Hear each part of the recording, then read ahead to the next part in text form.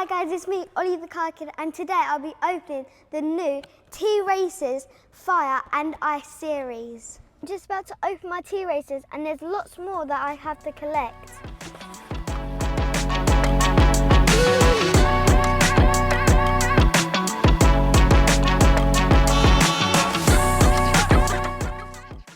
I've just finished all of my cars, and when I was building them, I found some ultra rare bits. So when I get home, I'll put all the rare bits together that go with all the rare cars, so make sure you stay tuned. Just finished building all of my T-Racers and they're so cool, but if you look at these two, you see that this one's ice and this one's fully on ice. So look, if we switch them around, whoops, there we go.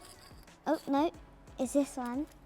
These two together, and then these two together.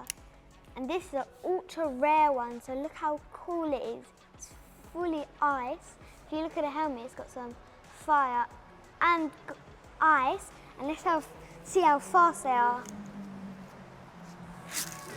Whoa, they spin out. Whoops. Whoa. And that one kept on going straight. Oh, that one went on the car bit.